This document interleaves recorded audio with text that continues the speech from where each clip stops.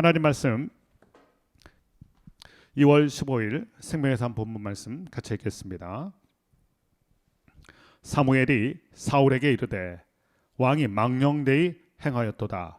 왕이 왕의 하나님 여호와께서 왕에게 내리신 명령을 지키지 아니하였도다.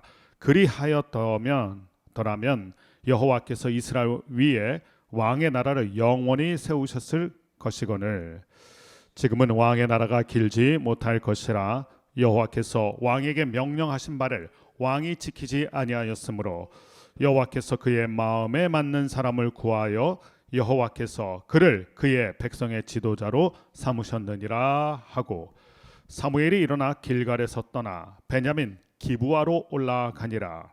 사울이 자기와 함께한 백성의 수를 세어보니 600명 가량이라.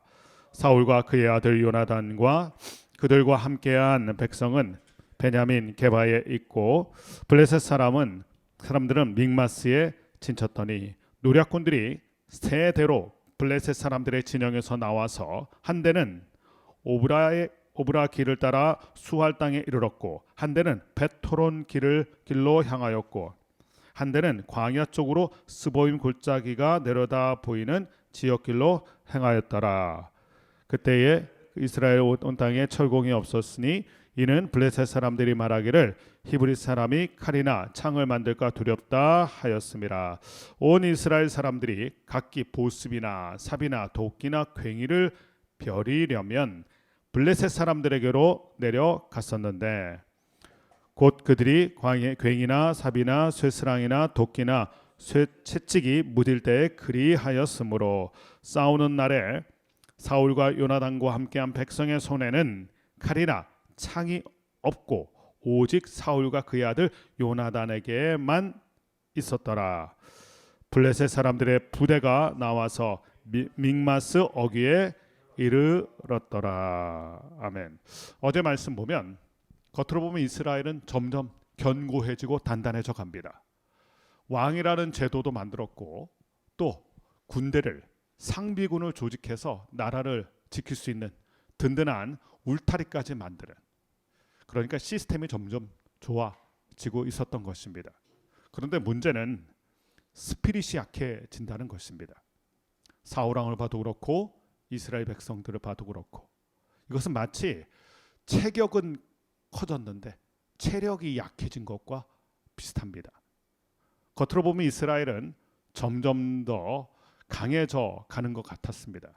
그러나 그들의 영혼, 그들의 중심, 그들의 내면은 점점 약해지는 모습, 그 안타까운 모습을 어제 말씀에서 우리가 함께 나누었습니다. 사울 왕이 결정적인 실수를 하는데 하나님의 명령을 어기고 번제를 드리고 맙니다. 분명히 사무엘 선지자를 통하여서 기다리라, 하나님이 어떻게 말씀하실지를 기다리라. 그런데 왕인 사울 왕이 기다리지 않고 자기 마음대로 번제를 드린 것입니다. 사울 왕의 문제는 두 가지였습니다. 첫 번째는 그가 백성이 흩어지자 마음이 흔들렸다는 것입니다. 무엇을 보여주는 것일까요? 사울 왕이 의지하고 있었던 게 무엇인지를 보여줍니다. 우리가 의지하고 있는 것이 무엇인지를 보여주는 장면이 그 장면이었습니다. 사람 의지하는 사람은 사람 흩어지면 무너집니다. 돈을 의지하는 사람은 돈이 흩어지면 무너집니다. 사울 왕이 하나님을 의지하지 않고 사실은 백성들, 군대를 더 의지했던 것이죠. 그런데 그 군대가 흩어지니까 당황하기 시작한 것입니다. 그의 내면이 와르르 무너지는 장면. 두 번째는 그가 회개해야 될 타이밍에 변명을 했다는 것입니다. 잘못한 주인에게 하나님이 원하시는 것은 변명이 아니라 회개입니다.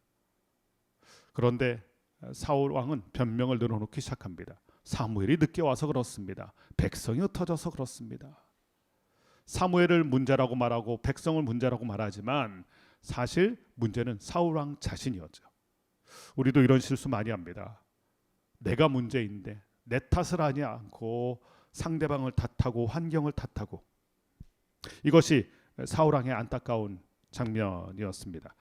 오늘 말씀은 그 사울을 향한 하나님의 경고의 말씀인데 사무엘 선지자를 통하여 이렇게 호된 꾸지람을 하십니다. 13절 말씀을 다시 한번 읽어 봅니다. 사무엘이 사울에게 이르되 왕이 망령되이 행하였도다. 왕이 왕의 하나님 여호와께서 왕에게 내리신 명령을 지키지 아니하였도다.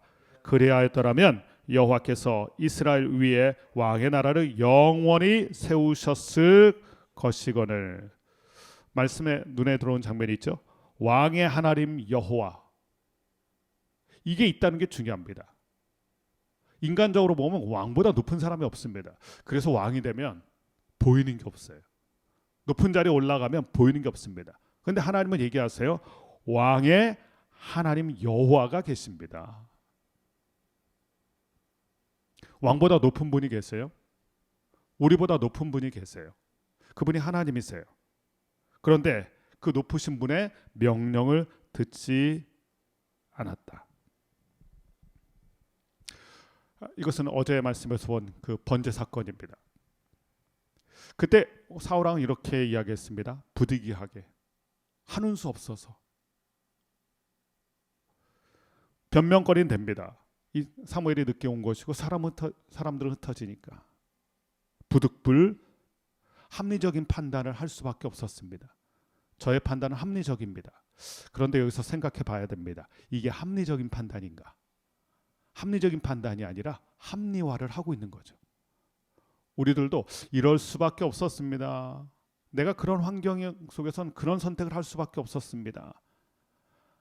변명도 해보고 여러 가지로 말하면서 합리적인 판단이었다 얘기하지만, 그러나 하나님 보시기에는 이게 자기 합리화에 지나지 않습니다.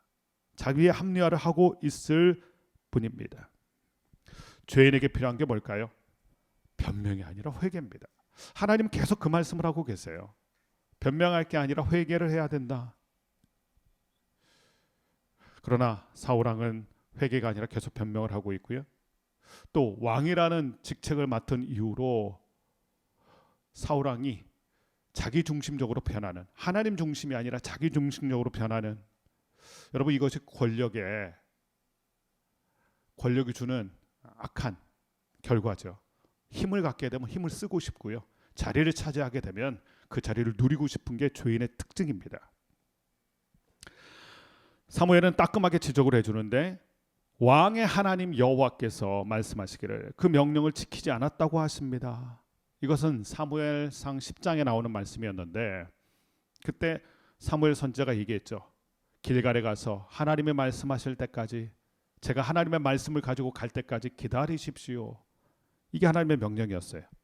그런데 사울 왕이 마음대로 해버렸습니다. 마음대로 했다. 여러분 믿을 게 못 되는 게 우리들의 마음이에요. 이럴 땐 이렇게, 저럴 땐 저렇게 흔들리는 게 우리의 마음이에요. 그 마음대로 하면 어떻게 됩니까? 인생이 갈짓자 행보하게 됩니다. 이렇게도 됐다가 저렇게도 됐다가.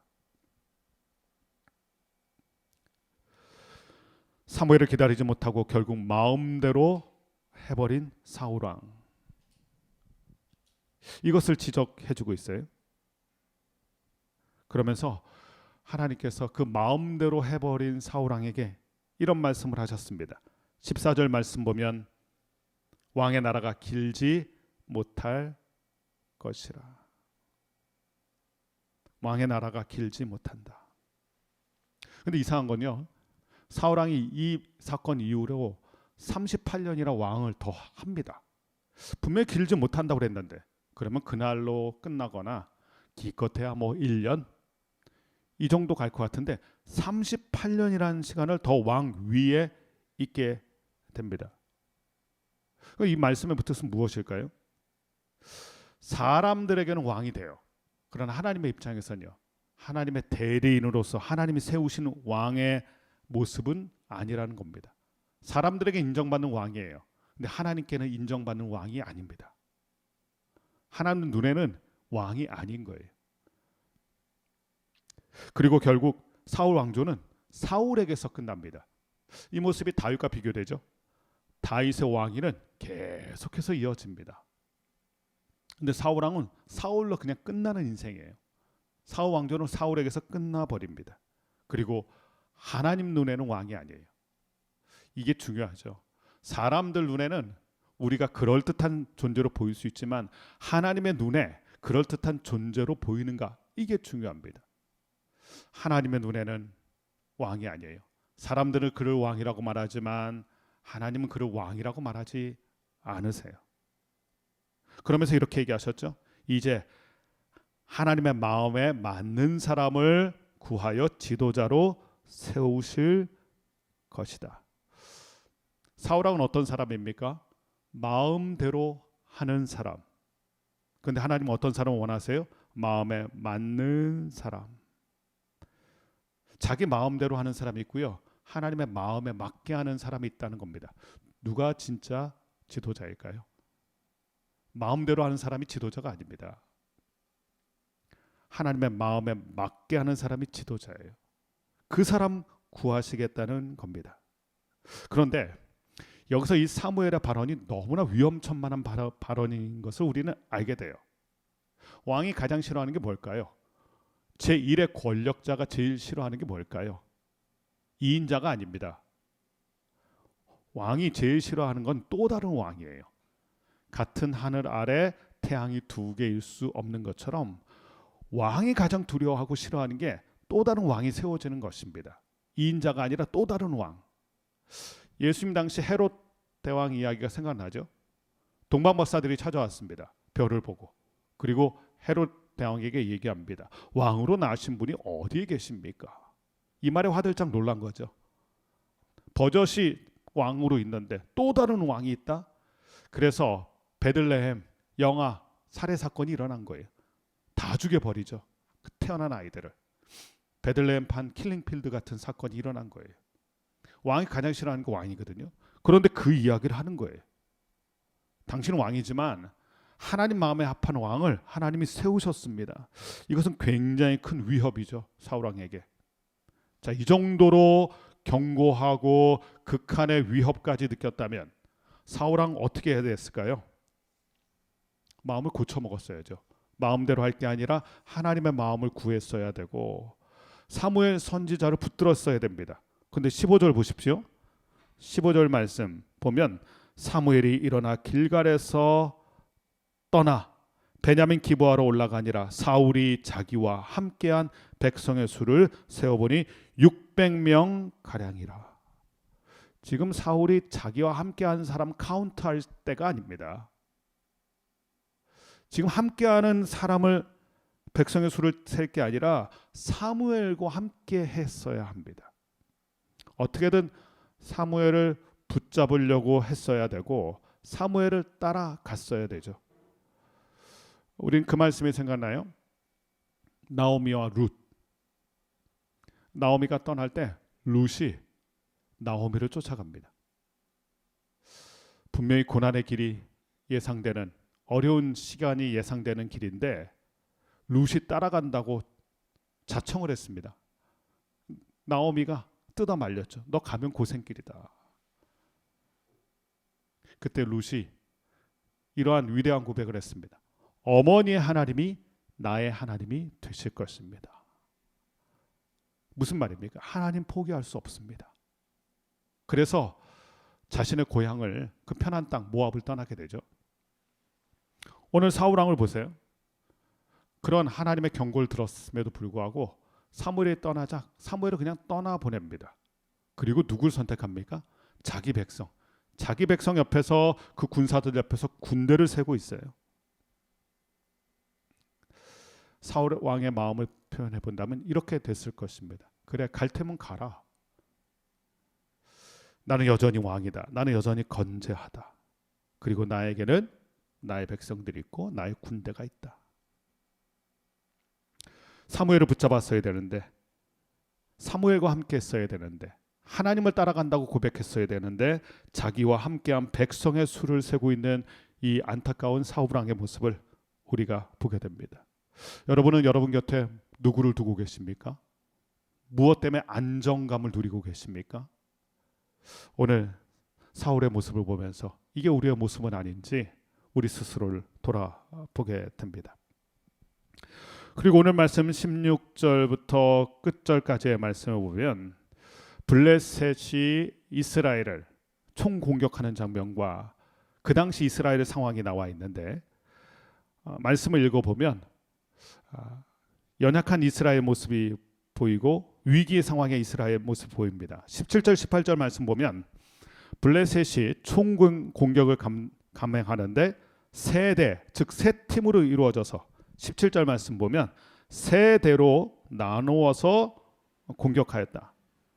그러니까 물 셀 틈 없을 정도로 촘촘하게, 아주 촘촘하게 이스라엘의 숨통을 조여오는, 도간에 든 쥐로 만드는, 포위해서 사방에서 포위해서 숨통을 조여오는 장면이 나와요. 정말 위기 중의 위기죠. 그런데 이스라엘의 상황이 어떻습니까? 그 당시 이스라엘 상황 보면 초라하기 짝이 없어요.